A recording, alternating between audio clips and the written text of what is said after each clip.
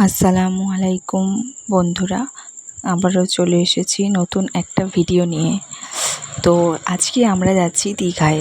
এখন রাত 11টা বাজে। আমরা 11টার সময় বাড়ি থেকে বের হয়েছি। রিশানকে নিয়ে এই প্রথমবার সাহস করে অনেকটা লং জার্নি করছি।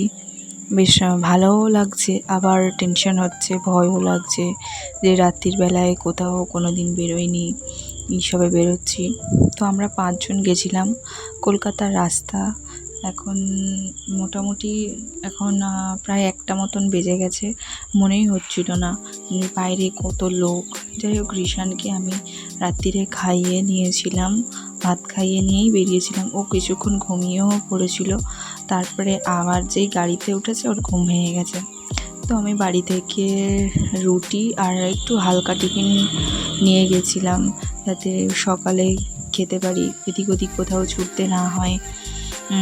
আর বাইরের খাবার তো সেরকম খুব একটা ভালো লাগে না, বাট তবু কিছু করার নেই। যতটুকু পেরেছি বাড়ি থেকে নিয়ে গেছি। রুটি, লাড্ডু, বিস্কিট, চিড়ে ভাজা এইসব নিয়ে গেছিলাম। রিশানের পাপা পুরো রাস্তাটাই ড্রাইভ করেছে। তো আমি পেছনে বসেছিলাম, যেহেতু রাতের বেলা, আর রিশানকে মাঝে মধ্যেই ফিট করাতে হচ্ছিল। তো আমরা এখন অনেকক্ষণ আগেই গড়িয়া পাটুলি ক্রস করছি। তো দেখছিলাম যে রাস্তায় কত লাইটিং আছে, তো তাই ভাবলাম যে একটা ভিডিও করি। কিন্তু রিশান যেহেতু আমার কোলে ঘুমাচ্ছিল, তো আমি সেই মতন ভালোভাবে ভিডিওটা আমি করতে পারিনি। তো এইভাবেই চলছিল। রাস্তা অনেক দূরে এগিয়ে গিয়েছিলাম, আর আমাদের গাড়ি মাঝখানে হয়তো একটা জায়গাতেই দাঁড়াবে। সেখানে আমরা সবাই চা খেতে যে চা খাবে আর কি। এটা সম্ভবত কোলাঘাটে আমরা দাঁড়িয়েছি। তো এখানে সবাই চা খাচ্ছিল। তো আমাকে বললো যে তুমি চা খাবে? আমি বললাম হ্যাঁ ঠিক আছে। এখন বেজে গেছে প্রায় রাত 3টে, আর রিশান তো একটুখানি ঘুমিয়েছে, কিন্তু তারপরে আবার জেগে উঠেছে। রিশান ঘুমায়নি, বড়দের সাথে সমানে পাল্লা দিয়েই ছিল। ওর যেটা পড়েছিল, যেহেতু ঘুমিয়েছিল, তো সেটা পরিয়েই ওকে নিয়ে চলে গেছি। যাই হোক, এভাবেই একটা রাত চেয়ে ভোর হবে আমার যেটা মনে হচ্ছে। রিশানের দিকে ওর পাপার কোলে আছে, ওর পাপা চা খাচ্ছে ওকে কোলে করে নিয়ে। আর ও এমনই পাপাকে হাতছাড়া করতে চায় না, জানে গাড়ি যদি আমাকে না নেয়, গাড়ি যদি নাম শোনে মোটামুটি আর কারোর কোলেই যাবে না। দেখো, ওর ঘুমে চোখ ঢুলু হয়ে যাচ্ছে, তবু ও কারোর কাছেই যাবে না। অথচ এদিকে কিন্তু ঘিনঘিন মতন আবার একটু করছিল, যেহেতু ওর ঘুম পাচ্ছিল। তো যাই হোক, আমরা পূর্ব মেদিনীপুর, এই জায়গাটার নাম সম্ভবত কাঁথি, দীঘা থেকে একটু দূরে, আবার দূরে বলতে দীঘার প্রায় কাছাকাছি চলে এসেছি। তো এখন বাজে প্রায় 4:30, 4:30 মতো। ভোর হওয়া দেখলাম যে একটা রাত থেকে পুরো ভোরটা কেমনভাবে হয়, অন্ধকার চতুর্দিক, একটা বেশ কেমন নস্টালজিয়ার পরিবেশের মতন। বেশ ভালোও লাগছিল, আবার একটু একটু ভয় লাগছিল যখন রাস্তায় পুলিশ যখন বলছিল যে লাইসেন্স দেখাও, বা যখন রাস্তায় ট্রাফিক জ্যাম হচ্ছিল, আশপাশে অনেক বড় বড় ট্রাক ছিল, তখন একটু ভয়ও লাগছিল। আবার রাস্তায় অনেকে দেখলাম যে ওই যারা মাসিরা টাকা চায়, ওদেরকে দেখছিলাম। আবার রাত্রিরে অনেকে অনেক রকম ব্যবসা করে। তো যাই হোক, রিশান ফাইনালি ঘুমিয়েছে, আর আমরা চলেও এসেছি। এই দীঘা গেট ক্রস করব। আমরা ভেবেছিলাম পুরো বাইরে থেকে গেটটা নেব, ভালো করে ভিডিও করব। রিশানের পাপাকে বললাম যে গাড়িটা একটু স্লো করতে, কিন্তু তবুও ঠিকঠাক আমি ভিডিওটা করতে পারিনি, যেহেতু রিশান আমার কোলে ঘুমাচ্ছিল। তো দীঘায় চলে এসেছি, ফাইনালি গাড়ি থেকে নামলাম। হাত পা যেন ধরে গেছে একদম, আর চোখ মুখের অবস্থা হাল বেহাল হয়ে গেছে। এদিকে সমুদ্রের হাওয়ায় আমাদের এমনি সারা রাত চোখে ঘুম নেই, আর চুলেরও কোনো আঁচড়ানোর কোনো বালাই নেই। তো যাই হোক, মোহনার দিকে যাচ্ছি এখন মাছ দেখতে। এই নিয়ে আমার মোট 2 ভাই দীঘাতে আসা। হ্যাঁ, তোমরা হয়তো হাসবে যে সবে 2 বার আসা, কিন্তু হ্যাঁ বন্ধুরা, এটাই সত্যি। আমি 2 বারই এসেছি দীঘাতে। একবার মানে একবার বিয়ের পরেই এসেছিলাম, আর এই রিসেন্ট হওয়ার পরে, রিসেন্টের প্রায় 1.5 বছর পর। তো মাছ বাজার এখনও সব খোলেনি, কিছু দোকান বন্ধ ছিল, আবার কিছু দোকান খোলার প্রস্তুতি নিচ্ছিল। তো এত বাজে বন্ধ করেছিল, তো আমরা আর যাইনি, আর প্রচুর টায়ার্ড ছিলাম, তাই ঘরে চলে এসেছিলাম। আর একটু রেস্ট নিয়ে ঘুমিয়ে আর এখন আমরা সমুদ্র স্নান করতে যাবো, তাই জন্য ভালো করে সাজুগুজু না করলে হয়। তো সমুদ্র স্নানের ছবি আর আমার তোলা হয়নি, কারণ ফোন নিয়ে যাওয়া আসার ব্যাপার থাকে। একবার সমুদ্রে নামলে আর উঠতে ইচ্ছা করে কি, তো তাই জন্য আর ফোন নিয়ে যাইনি।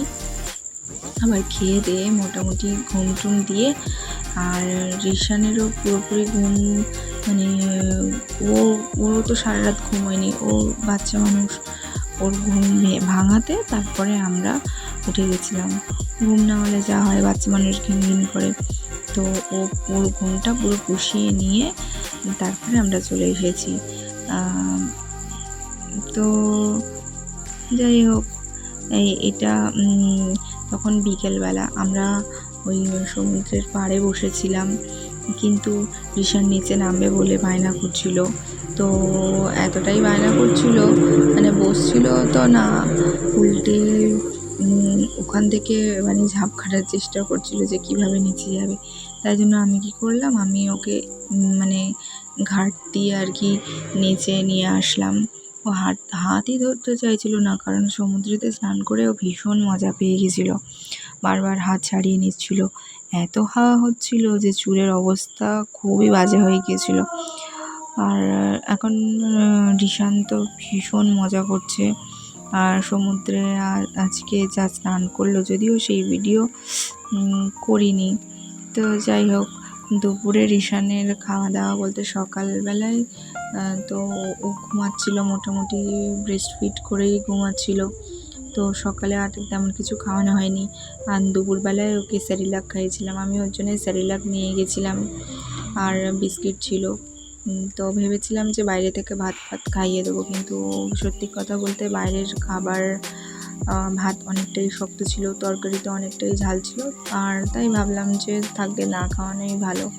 স্যারিলাক আর আমার মানে ব্রেস্ট ফিডেই ওর কাজ চলে যাবে, মোটামুটি হয়ে যাবে, 2 দিনের ব্যাপার, তো কী আর করা যাবে। তো এই ছিল আজকে। ও হ্যাঁ, আর একটা জিনিস, ওকে পপকর্ন খাইয়েছিলাম। আর যাই হোক, ভালো লাগলে বন্ধুরা তোমরা লাইক কমেন্ট শেয়ার করো, সাবস্ক্রাইব করো, আর অবশ্যই শেয়ার করো, পাশে থেকো। আর দীঘা এটা ছিল পার্ট 1 ব্লগ, আমি আবার পার্ট 2 ব্লগটা নিয়ে পরের দিন আসবো। টাটা, তোমরা সবাই ভালো থেকো। দেখো রিশানের সাথে কাটানো আমার কিছু মুহূর্ত।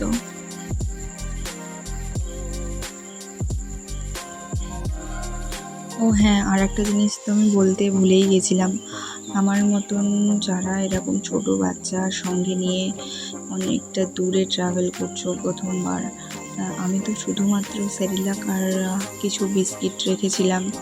তো তোমরা চাইলে ড্রাই ফ্রুটসের লাড্ডু রাখতে পারো, বা তোমরা মানে ফর্মুলা মিল্ক রাখতে পারো। তো আমার প্রয়োজন হয়নি, যেহেতু ও স্যারিলাকটাই মোটামুটি পছন্দ করে, তো আমি হোমমেড স্যারিলাক নিইনি, কারণ হোমমেড স্যারিলাক একটু গরম পানিতে ফুটাতে হয়।